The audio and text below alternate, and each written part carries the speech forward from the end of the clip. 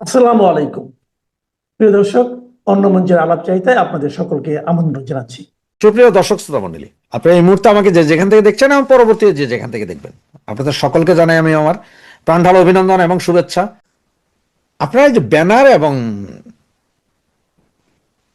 Headline দেখে হয়তো চিন্তা করছেন যে আমি বলেছি হাসনাতের কালকের একটা ভিডিও ভাইরাল হয়েছে, ভাঙচুর করবে, কাউকে থাকতে দিবে না, কারণ তারা যেহেতু নিরাপদ না, সুতরাং কাউকে থাকতে দিবে না। হাসনাতের কালকের একটা ভিডিও ভাইরাল হয়েছে, সে যুদ্ধ ঘোষণা করেছে এবং আবার তার সাথীকে বলছে একা হাঁটিও না, লোকজন নিয়ে হাঁটো, মানে যুদ্ধ ঘোষণা করে কমান্ডারই ভয়ে আছে, কমান্ডারই ভয়ে আছে, যুদ্ধ ঘোষণা। কিন্তু ইন্ডিয়া গত 2 দিন ধরে আপনার আরো সৈন্য সমাবেশ ঘটাচ্ছেন আপনার সেভেন সিস্টারে। কারণ হচ্ছে যে আপনারা তো বারবার হুমকি দিচ্ছে আমাদের দেশ থেকে যে সেভেন সিস্টার টুকরো না করে শান্তি নাই, এই নাই সেই নাই। হাসনাত আবদুল্লাহ হুমকি দিয়েছে অলরেডি। আর আজকের যে ভিডিওটা এখন আপনারা দেখলেন সেটা হচ্ছে মাদ্রাজ রেজিমেন্ট। গতকাল মাদ্রাজ রেজিমেন্ট আপনার কন্ট্রোলে নিয়েছে পুরো সেভেন সিস্টার। মাদ্রাস রেজিমেন্টের আমার গণামতে প্রায় 80 গাড়ি, 80টা গাড়ি মানে হচ্ছে যে কিন্তু অনেক অনেক কিছু। এছাড়া আপনার জ্যামার ট্যামার এই ছবিগুলো দেখছেন, আপনারা এই যে জ্যামারের ছবি টবি এগুলো দেখছেন, এগুলো সব নিয়ে একটা পূর্ণাঙ্গ প্রস্তুতি। যদিও ভারত বাংলাদেশকে আক্রমণ করবে না, এটা লিখে রাখুন, আক্রমণ করবে না।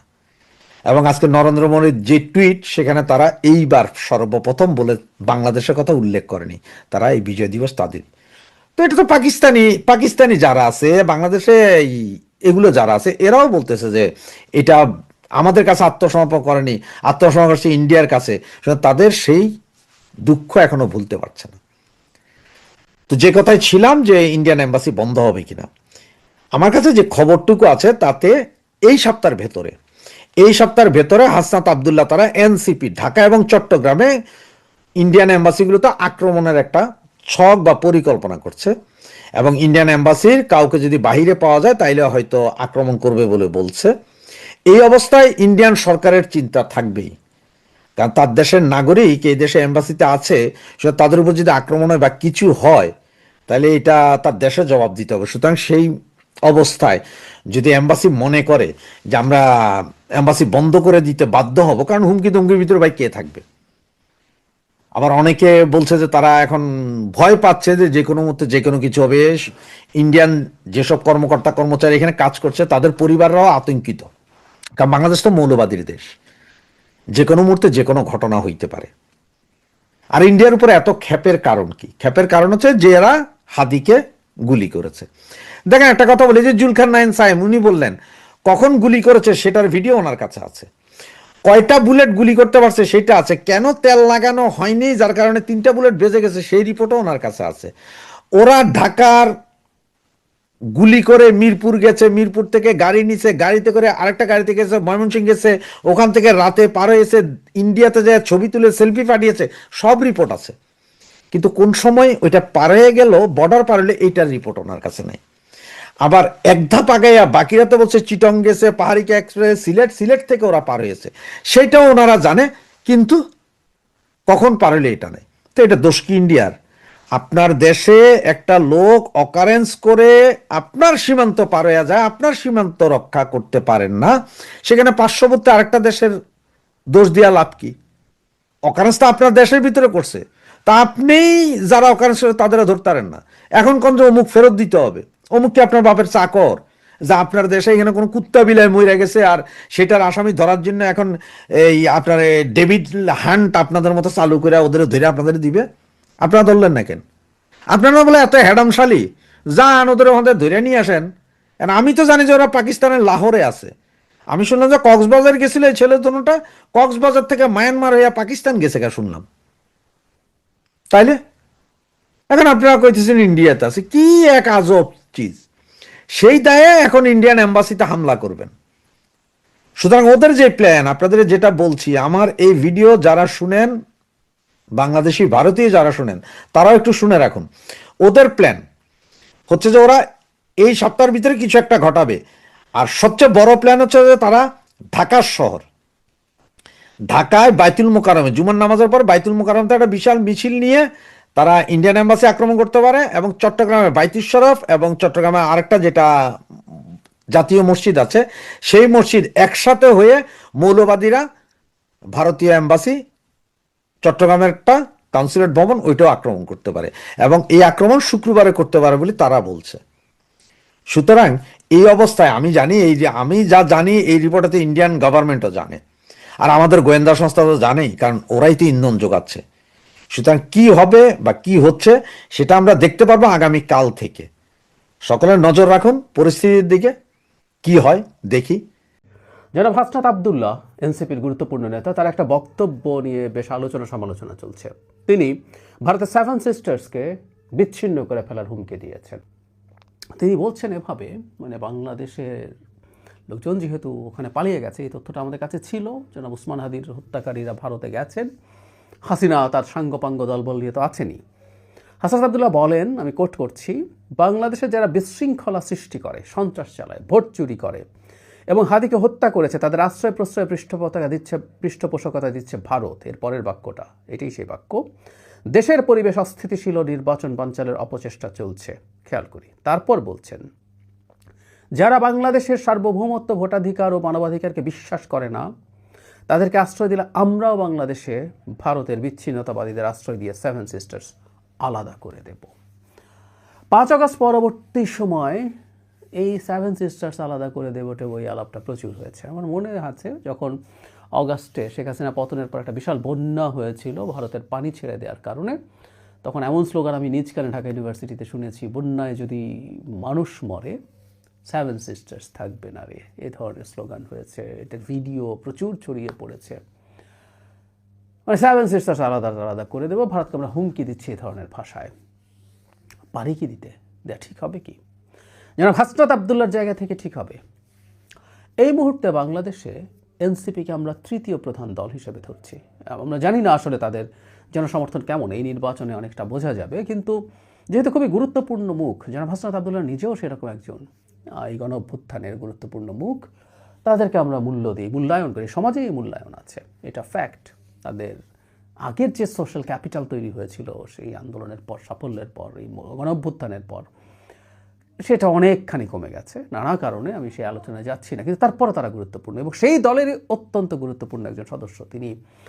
মানে দেশকে যে দুটো জোনে ভাগ করা হয়েছে, আমি কনফিউজড, উত্তর বা দক্ষিণ, কোনো একটা অঞ্চলের মুখ্য সংগঠক তিনি, অত্যন্ত গুরুত্বপূর্ণ একটা পদে তিনি আছেন।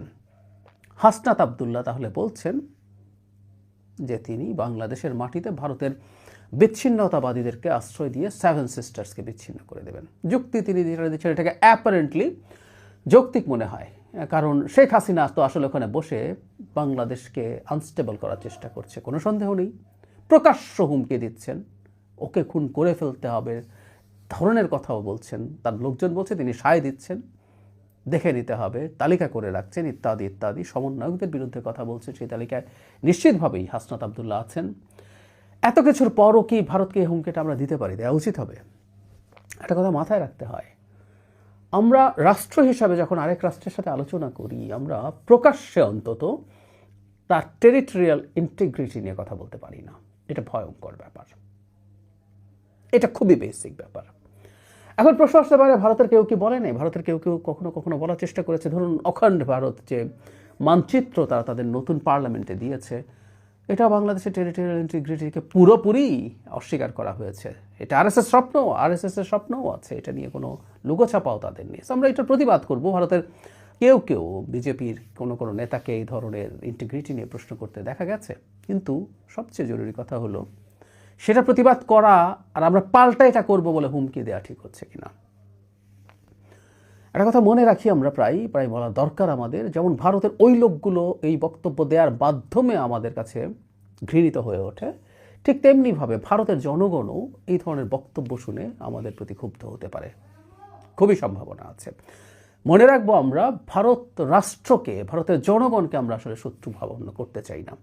সত্যি বলতে সরকারকেও চাই না। ভারতের সরকার তার আচরণের কারণে আমাদের শত্রুতে পরিণত হয়েছে, আমাদের রাগ, ক্রোধ এগুলো তো বটেই, ঘৃণাও অর্জন করেছে।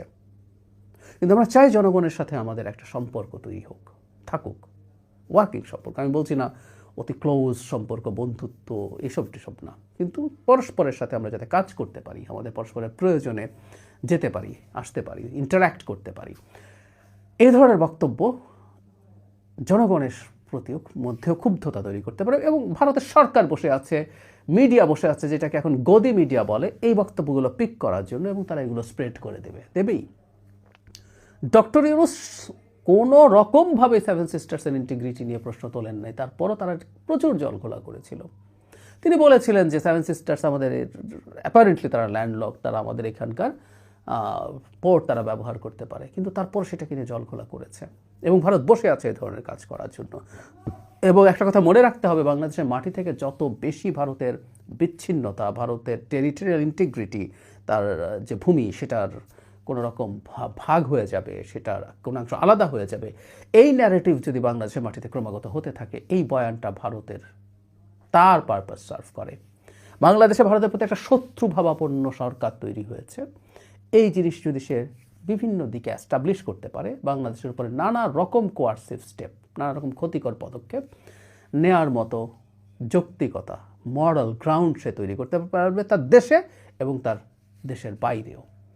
অত্যন্ত অত্যন্ত ভুল বক্তব্য যেন হাসনাত আবদুল্লাহর। আমরা ভারতের সব কিছুর পরও বাংলাদেশের এখন এবং ভবিষ্যতের প্রত্যেকটা রাজনৈতিক দল যারাই ক্ষমতায় আসবে, তাদের এই একটা জিনিস দ্ব্যর্থহীন ভাষায় নিশ্চিত করতে হবে যে ভারতের টেরিটোরিয়াল ইন্টিগ্রিটি নিয়ে কেউ কখনো কিছু করবে না। একসময় বাংলাদেশের মাটি থেকে এগুলো হয়েছে বলে অভিযোগ ছিল, কিন্তু ভারতকে এই আশ্বস্ত করতে হবে। আমাদের মনে রাখতে হবে, এত বড় একটা সুপার পাওয়ারের পাশে বসে তার যদি যে অংশটা নিয়ে, তার তো এটা আসলে খুবই স্ট্র্যাটেজিকলি সমস্যার জায়গা আছে, তার স্ট্র্যাটেজিক একটা চোখ পয়েন্ট আছে। আমরা এখন সবাই চিনি এটা, শিলিগুড়ি করিডোর, যেটাকে চিকেন স্নেক বলে আমরা সহজে বুঝি। সেটা এই দুর্বলতার কারণে যদি সে ক্রমাগত হুমকির মধ্যে থাকে, সে বাংলাদেশের উপরে যে কোনো রকম কিছু করার জন্য ছাপিয়ে পড়তে পারে। আমি বলছি না তাতে খুব সফল হবে, এখনই সে এটা করবে, কিন্তু কখনো না কখনো তার এই ধরনের প্রেক্ষাপট তৈরি করার চেষ্টা করতে পারে। জনাব হাসনাত আবদুল্লাহকে সংযত হতে হবে, জনাব মাহফুজ আলমকে সংযত হতে হবে। একটা কথা মনে রাখতে হবে যে রাজনীতির মাঠে দাঁড়িয়ে জনসভায় আমি পলিটিক্যাল রেটরিক বলে সব কিছুকে জায়েজ করে ফেলতে পারি না, এটা উচিত হয় না। বরং এই ধরনের বক্তব্য থেকেই ঘৃণা ছড়াতে থাকে, এই ধরনের বক্তব্য থেকেই সমাজে অস্থিরতা স্প্রেড করে। ভারতে এগুলো আমরা ভুরি ভুরি দেখেছি জনসভায় যখন এই ধরনের বক্তব্য দেওয়া হয়েছে। সুতরাং একটা রেড লাইন থাকা উচিত বলে মনে করি। আমার ক্ষোভ, রাগ, ঘৃণা থাকার যৌক্তিক কারণ আছে, কিন্তু দায়িত্বশীল জায়গায় থেকে দায়িত্বশীল কথা বলা খুবই জরুরি। 16 মাস ধরে বাংলাদেশের রাজনীতিতে অনেক কিছুই বদলেছে, কিন্তু একটা জিনিস বদলায়নি, তা হলো রাজনৈতিক মঞ্চে দাঁড়িয়ে মিষ্টি কথায় জটিল বাস্তবতা ঢাকার চেষ্টা। এবারের মহান বিজয় দিবসে অন্তর্বর্তীকালীন সরকার প্রধান উপদেষ্টা ডক্টর মোহাম্মদ ইউনূস জাতির উদ্দেশ্যে ভাষণ দিয়েছেন। আপাত দৃষ্টিতে মনে হতে পারে অধ্যাপক ইউনূসের ভাষণটি অত্যন্ত আবেগপ্রবণ, উচ্চাকাঙ্ক্ষী এবং আদর্শিক। কিন্তু আমাদের বিশ্লেষণ হলো ভাষণটি গত 16 মাসের ইউনূস সরকারের বিতর্কিত কর্মকাণ্ডের উপর বিছানো একটি সূক্ষ্ম চাদর মাত্র। যখন তার কথার প্রতিটি শব্দকে তার সরকারের নেওয়া পদক্ষেপের সঙ্গে মিলিয়ে দেখি, তখন স্ববিরোধিতার একটি বিশাল দেয়াল সামনে এসে দাঁড়ায়। মনে হচ্ছে এক হাতে তিনি গণতন্ত্রের ফুল তুলে দিচ্ছেন, আর অন্য হাতে নিজেই সে ফুলের বাগান নষ্ট করছেন। 2 বছর ধরে বিজয় দিবসের সবচেয়ে বড় অনুষ্ঠান জাতীয় প্যারেড বন্ধ করে রেখে, মুক্তিযুদ্ধের স্মৃতিস্তম্ভগুলোকে অনাদরে অবহেলায় ফেলে রেখে অন্তর্বর্তী সরকারের আয়োজনে গিনেস রেকর্ড করার জন্য প্যারাশুটিং চলছে। অধ্যাপক ইউনূস যখন মুক্তিযুদ্ধের চেতনার কথা বলে, দেশের নিরাপত্তার কথা বলে গলা ফাটাচ্ছিলেন, তখন মুক্তিযোদ্ধার কবরে আগুন দেওয়ার খবর গণমাধ্যমের হেডলাইনে শোভা পাচ্ছে। একদিন আগে সন্ত্রাস দমন আইনের মতো কালো আইনে আরো একজন সাংবাদিককে জেলে ঢোকানোর পর অধ্যাপক ইউনূস মানবাধিকারের জয়গান গাইতে হাজির হয়েছিলেন টিভির সামনে। অধ্যাপক ইউনূস যখন আবারও ঐতিহাসিক নির্বাচনের স্বপ্নে বিভোর, তখন নারায়ণগঞ্জের একটি আসনে বিএনপির একজন প্রার্থী নিরাপত্তার শঙ্কায় নির্বাচন থেকে সরে দাঁড়াতে বাধ্য হয়েছেন। একাধিক সূত্রের খবর হলো 3টি রাজনৈতিক দলের কাছে তাদের কমপক্ষে 40 জন নেতা নিরাপত্তার শঙ্কার কথা জানিয়েছেন। কিন্তু এই নিরাপত্তা নিশ্চিতের জন্য সরকার ঠিক কি করছে? যেমন থানা থেকে লুট হওয়া অস্ত্র উদ্ধার, জেল পলাতক জঙ্গিদের ধরবে কি না তা নিয়ে একটি শব্দ উচ্চারণ করেননি শান্তিতে নোবেল বিজয়ী অধ্যাপক ইউনূস। ফলে ডক্টর ইউনূসের ধান বানতে শিবের গীত শুনে ভোটের আগে বাড়তে থাকা মানুষের সংখ্যা কাটছে না সহসাই। সে কারণে কি সরকার কিংস পার্টির নেতা নিরাপত্তার জন্য আর সরকারের উপর ভরসা করছেন না? অধ্যাপক ইউনূস 16 ডিসেম্বরের ভাষণে মুক্তিযুদ্ধের চেতনার কথা বলেছেন। খুবই ভালো কথা। মুক্তিযুদ্ধে দেশের সর্বস্তরের মানুষ অংশ নিয়েছিল, এটা বাঙালির জাতীয় অহংকার। কিন্তু প্রশ্ন হলো, অন্তর্বর্তী সরকারের গত 16 মাসের রেকর্ড কি প্রমাণ করে? তারা সেই চেতনার ধারক ও বাহক হিসেবে কাজ করছে, নাকি মুক্তিযুদ্ধের স্মৃতিচিহ্ন মুছে ফেলার জন্য সহায়তা করছে? এই প্রশ্ন কেন উঠছে, তার জন্য দুটি গণমাধ্যমের দুটি খবরের শিরোনাম তুলে ধরা যাক। 15 ডিসেম্বর বিবিসি বাংলার খবরের শিরোনাম ছিল, পরপর 2 বছর কেন বিজয় দিবসের কুচকাওয়াজ বন্ধ করলো অন্তর্বর্তী সরকার। 16 ডিসেম্বর দৈনিক প্রথম আলোর একটি খবরের শিরোনাম হলো, মুক্তিযুদ্ধের স্থাপনা ভাঙচুরের চিহ্ন, সংস্কারের উদ্যোগ নেই। রিপোর্টটিতে বলা হয়েছে, সারা দেশে ভাঙচুর হওয়া মুক্তিযুদ্ধ সংশ্লিষ্ট স্থাপনায় 1 বছর সংস্কার হয়নি, নেই ক্ষয়ক্ষতির পূর্ণাঙ্গ হিসাবও। তার চেয়ে লেটেস্ট একটি খবরের শিরোনাম হলো, বীর মুক্তিযোদ্ধার কবরে আগুন, বিজয়ের দিনে কাঁদলো পরিবার। দর্শক, অধ্যাপক ইউনূস যখন আশিক চৌধুরীর বন্দনায় প্যারাট্রুপ দিয়ে বিশ্ব রেকর্ড করার মতো, তার আগে শরীয়তপুর সদর উপজেলার নিয়ামতপুর গ্রামে এক বীর মুক্তিযোদ্ধার কবরে আগুন দেওয়ার ঘটনা ঘটে।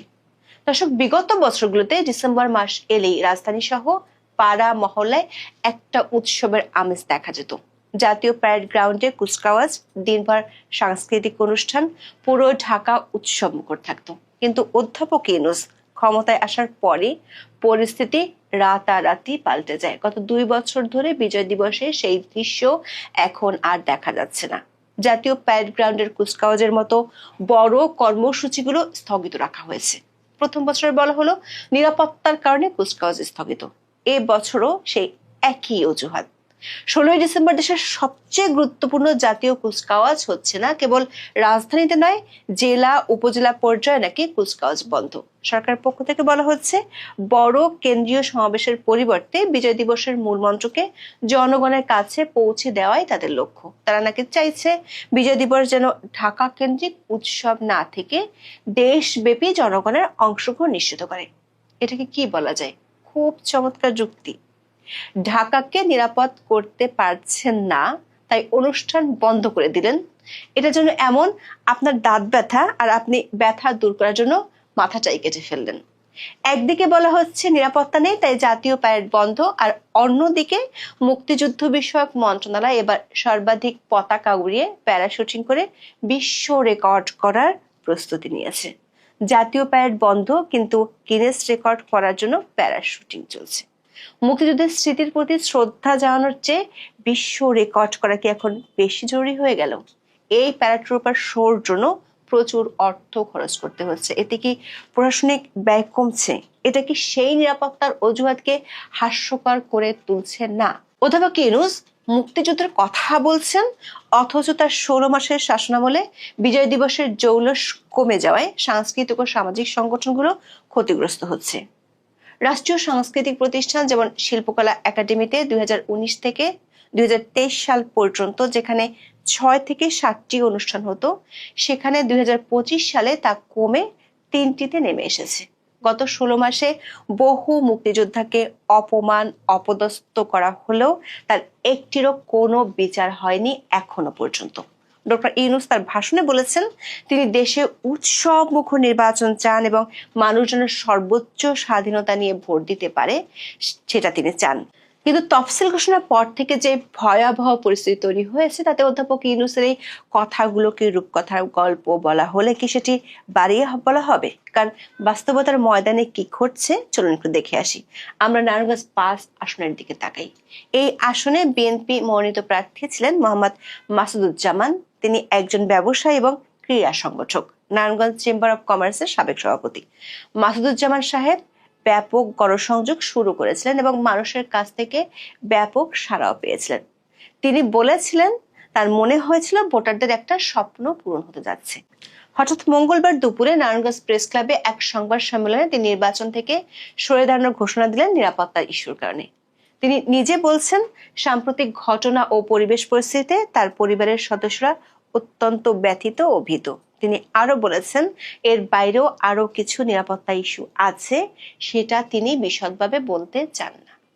দর্শক, সরকার যখন উৎসবমুখর নির্বাচনের কথা বলছে, তখন একজন জনপ্রিয় প্রার্থী স্রেফ নিজের ও পরিবারের নিরাপত্তার ভয়ে নির্বাচনের মাঠ ছাড়তে বাধ্য হচ্ছেন।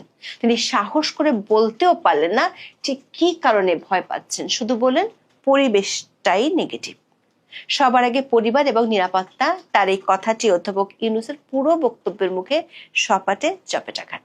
যদি পরিবারকে সুরক্ষিত রাখার জন্য একজন প্রার্থীকে গণমানুষের প্রত্যাশা মাটি করে নির্বাচন থেকে সরে দাঁড়াতে হয়, তাহলে কিভাবে অধ্যাপক ইউনূসের আমলে সর্বোচ্চ স্বাধীনতা নিশ্চিত হলো?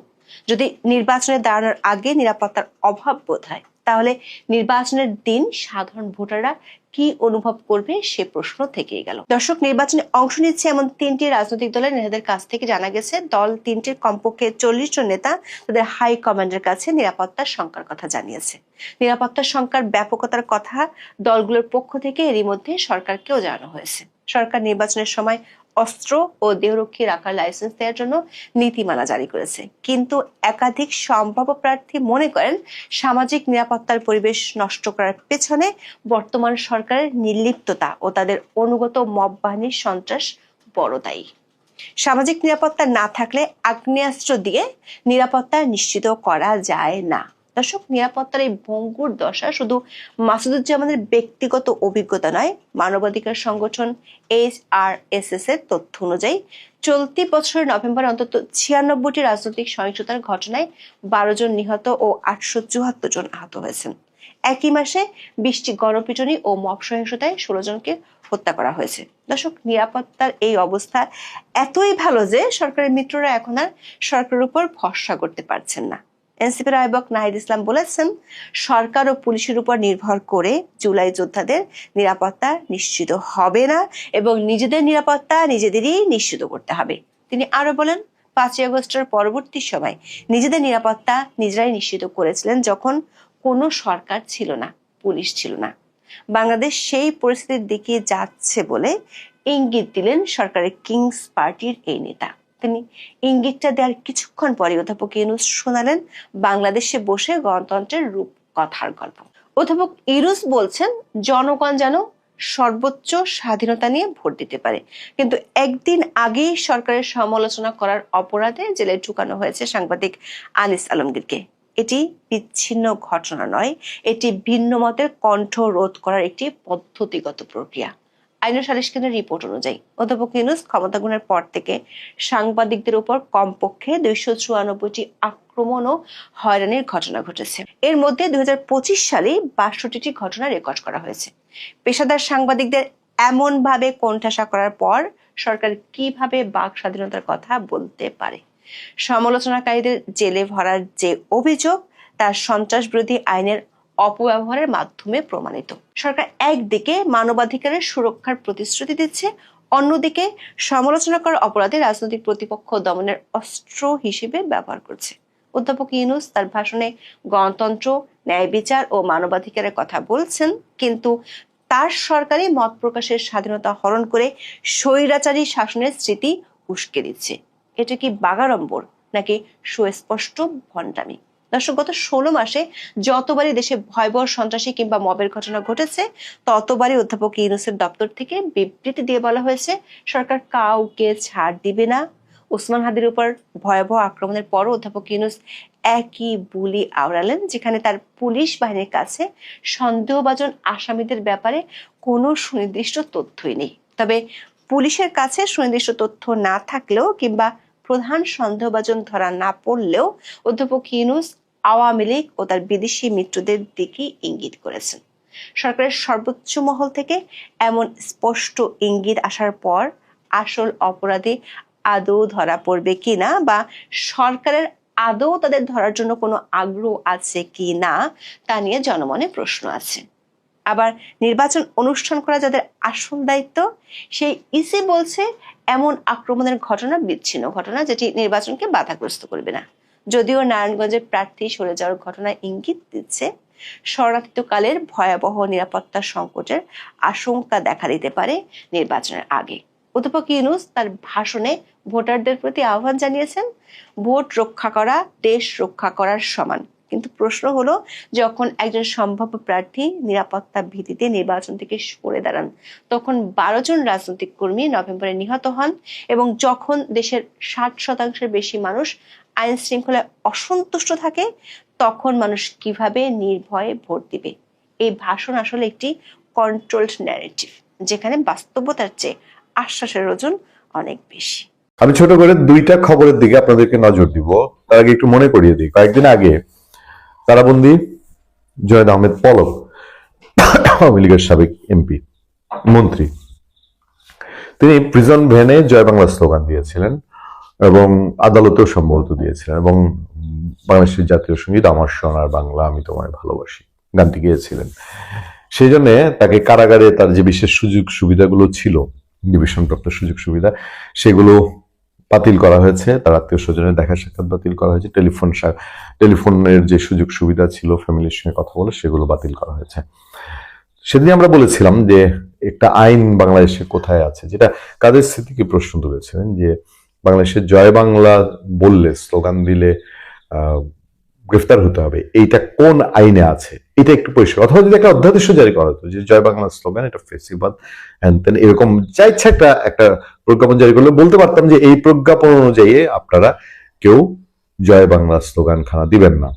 এখন দেখেন আমাদের সামনে যে পত্রপত্রিকার যেসব খবর, সেই খবরগুলোতে কি আমরা জানতে পাচ্ছি, যে এই জয় বাংলা স্লোগান এতই অপরাধ। ধরেন যে এর মধ্যে গতকালকে 15 ডিসেম্বর আমরা দেখলাম যে মনোনয়ন পত্র কিনতে গিয়েছিল যুবলীগ এক লোক, তাকে অ্যারেস্ট করা হয়েছে, ডিবি অ্যারেস্ট করেছে। পরে বলা হচ্ছে যে তিনি জুলাই আন্দোলনে মামলার আসামি।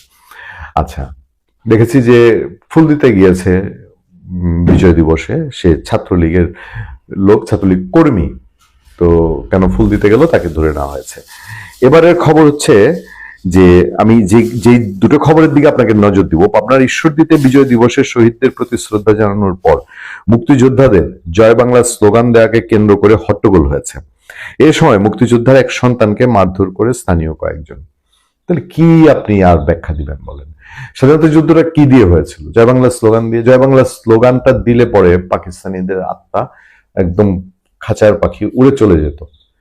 তো এখন জয় বাংলা স্লোগানটা মুক্তিযোদ্ধারা যদি দেয়, কেন দেওয়া যাবে না? তাহলে এখনো কি পাকিস্তান বাবাজিরা, যারা এই দেশে খুব এখন সানন্দে স্বাচ্ছন্দ্যে আসা যাওয়া করতে পারছেন, যে ওই তাদের অতিথিরা তাদের এই জয় বাংলা স্লোগান শুনলে তাদের আবার পিলে চমকে উঠবে, আবার সেই 55 বছর আগের কষ্ট মনে পড়ে যাবে, এই জন্য জয় বাংলা স্লোগানটা নিয়ে হট্টগোল লাগায় দেয় কেউ স্লোগানটা দিলে পরে?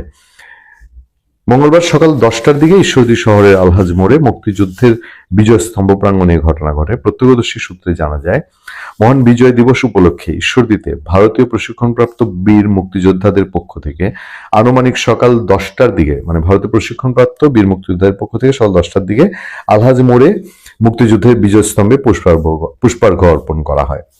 এর নেতৃত্বে ছিলেন মুক্তিযুদ্ধকালীন কোম্পানি কমান্ডার মুক্তিযোদ্ধা কাজী সদরুল হক সুধা। শ্রদ্ধা জানানোর পরপরই উপস্থিত বীর মুক্তিযোদ্ধারা প্রথমে মুক্তিযুদ্ধের হাতিয়ার গর্জে উঠুক আরেকবার বলে বেশ কয়েকবার স্লোগান দেন। বিজয় স্তম্ভের সামনের সারিতে মুক্তিযোদ্ধা সদরুল হক সুধা ও মুক্তিযোদ্ধা আবুল বাশার বাদশা ছিলেন। স্লোগানের শেষের দিকে মুক্তিযোদ্ধা সদরুল হক, আবুল বাশা সহ অন্যরাও হঠাৎ জয় বাংলা বলে কয়েকবার স্লোগান দিয়ে চলে যাওয়ার সময় সেখানে উত্তেজনা ছড়িয়ে পড়ে। সেখানে উপস্থিত কিছু লোকজন মুক্তিযোদ্ধাদের জয় বাংলা স্লোগানের প্রতিবাদ জানান। এক পর্যায়ে মুক্তিযোদ্ধাদের সঙ্গে তাদের হট্টগোল বাঁধে। মুক্তিযোদ্ধাদের বেশ কয়েকজনের নাম উচ্চারণ করে তাদের খুঁজতে থাকে স্থানীয়রা। এক পর্যায়ে মোনার হোসেন নামে এক মুক্তিযোদ্ধার সন্তানকে ধাক্কা দিয়ে ফেলে কিল ঘুষি মারে। মানে মুক্তিযোদ্ধাদের না পায় তাদের একটা ছেলেকে, কেন তাদের বাবা জয় বাংলা স্লোগান দিল সেই জন্য ছেলেকে কিল ঘুষি মারে। মুক্তিযুদ্ধকালীন ঈশ্বরদী অঞ্চলে কোম্পানি কমান্ডার কাজী সদরুল হক সুধা বলেন, বীর মুক্তিযোদ্ধারা জয় বাংলা স্লোগান দিতেই পারে। জয় বাংলা স্লোগান তো আওয়ামী লীগ বা অন্য কোনো রাজনৈতিক দলের স্লোগান না। আওয়ামী লীগ নিজেদের হাতিয়ার হিসেবে স্লোগানটি ব্যবহার করেছে। এই স্লোগান মুক্তিযোদ্ধাদের স্লোগান। কিন্তু বিজয়ের স্লোগান দেওয়ার পর কতিপয় ব্যক্তি আমাদের একজন মুক্তিযোদ্ধার সন্তানকে লাঞ্ছিত করেছে, তা অত্যন্ত দুঃখজনক ঘটনা। কারা হামলা চালিয়েছে জানতে চাইলে তিনি বলছেন, কারা এই কাজটি করেছে তাদের আমি চিনতে পারিনি। ভয় পাই এত পাওয়ার কথা না। তো এখানে ঈশ্বরদী থানার পুলিশ সুপার প্রণব কুমার বলেন, সকালে ঘটনাটি আমরা সোশ্যাল মিডিয়ায় যতটুকু শুনেছি ততটুকুই, তারপর আর কিছু হয়নি। এ নিয়ে কোনো অভিযোগ কেউ করেনি। অভিযোগ করলে তো নিশ্চিত জয় বাংলা স্লোগান নিয়ে অভিযোগ করলে তখন আবার ওই যে রানী সালামগীরের যে টাইপের ঘটনায় ধরে নেওয়া হয়েছে, তখন বলবে যে এতে করে এই জয় বাংলা স্লোগান দিয়েছেন, এখন এতে করে কি ওই পারের দাদারা মামারা যারা চলে গেছেন তারা একটু উৎসাহিত হলেন কিনা। ছোট্ট আরেকটা খবর আছে, শরীয়তপুরে মুক্তিযোদ্ধার কবরস্থানে আগুন দেওয়ার অভিযোগ। শরীয়তপুর সদর উপজেলার এক বীর মুক্তিযোদ্ধার কবরস্থানে আগুন দেওয়ার অভিযোগ উঠেছে। বিজয় দিবস প্রাককালে সোমবার দিবাগত রাতে আঙ্গারিয়া ইউনিয়নের নিয়ামতপুর গ্রামে এই ঘটনা ঘটে বলে অভিযোগ পাওয়া গেছে। চিন্তা করে দেখেন, একজন মুক্তিযোদ্ধার কবরের মধ্যে গিয়ে আগুন দিয়ে দিচ্ছে। পুলিশ ও পরিবার সূত্রে জানা যায় শরীয়তপুর সদর উপজেলা আঙ্গারিয়া ইউনিয়নের নিয়ামতপুর গ্রামের বাসিন্দা আব্দুল মান্নান খান বীর মুক্তিযোদ্ধা। 2010 সালে 8 জানুয়ারি তিনি মারা যান। বসত ঘরের পাশে পারিবারিক কবরস্থানে তাকে দাফন করা হয়। বীর মুক্তিযোদ্ধা আব্দুল মান্নানের 2 ছেলে 2 মেয়ে। স্বামীর মৃত্যুর পর স্ত্রী মাহফুজা বেগম এক ছেলে ও এক মেয়েকে নিয়ে নিয়ামতপুর গ্রামে বসবাস করেন। মঙ্গলবার সকালে মুক্তিযোদ্ধা আব্দুল মান্নানের মেয়ে আফরুজা আক্তার কবরস্থানের এক পাশে আগুনে পুরানো কিছু খড়ের ছাই দেখতে পান। খেয়াল করবেন, পরে তিনি বিষয়টি স্থানীয় প্রশাসন মুক্তিযোদ্ধাদের জানান। দুপুরে ওই গ্রামে গিয়ে দেখা যাচ্ছে যে পালং মডেল থানার ভারপ্রাপ্ত কর্মকর্তা শাহ আলম সহ পুলিশের একটি টিম তদন্ত করছে। সিআইডি একটি টিমকে আলামত সংগ্রহ করতে দেখা গেছে। মুক্তিযোদ্ধা আব্দুল মান্নানের মেয়ে তিনি বলেন, আমাদের বসত ঘরের পাশেই পারিবারিক কবরস্থান, সেখানে আমার বাবার দাফন হয়। আজ সকালে ঘুম থেকে জেগে কবরের পাশে গেলে দেখি কবরস্থানের এক পাশে কিছু ছাই পড়ে আছে। রাতের আধারে আমার বাবার কবরে কে বা কারা আগুন দিয়েছে। আমাদের সঙ্গে কারোর শত্রুতা নেই। কে কি কারণে আগুন দিয়েছে তা আমরা বলতে পারবো না। আমি বিষয়টি প্রশাসনের মুক্তিযোদ্ধাদের জানিয়েছি, তার মেয়ে বলছেন। আর ওসি একটা বক্তব্য দিয়েছেন। ঘটনাস্থলে পালং মডেল থানার ওসি শাহ আলম তিনি বলেন, আমরা ঘটনাস্থলে এসে দেখলাম বসতঘরের পাশে একটি পারিবারিক কবরস্থান রয়েছে। সেখানে বীর মুক্তিযোদ্ধা আব্দুল মান্নান খানের কবর রয়েছে। কবরস্থানের এক পাশে কিছু খড়ের ছাই পড়ে আছে। মনে হচ্ছে কেউ হয়তো আগুন দিয়েছে। আমরা বিষয়টি তদন্ত করছি, অভিযোগ পেলে আইনি ব্যবস্থা গ্রহণ করা হবে। এই যে 2টা ঘটনা, মুক্তিযোদ্ধারা স্লোগান দিল জয় বাংলা বলে, তাদেরকে টগল করে খোঁজাখুঁজি করলো, তারপরে কাউরে না পায় এক মুক্তিযোদ্ধার ছেলেকে কিলঘুষি মারলো, আর আরেক মুক্তিযোদ্ধার কবরে আগুন দিল। আমাদের কাছে আসলে খুব অবাক হওয়ার কি খুব কিছু আছে। বাংলাদেশে তো কবর থেকে মরদেহ তুলে সেটা আগুনে পুড়িয়ে দেওয়ার ঘটনা ঘটেছে। কবরের উপরে ঘাস পুড়িয়ে দেওয়া হয়েছে। বিচার দিয়েছে, দেখা যাক বিচার পাই কিনা। ভালো থাকবেন, সুস্থ থাকবেন।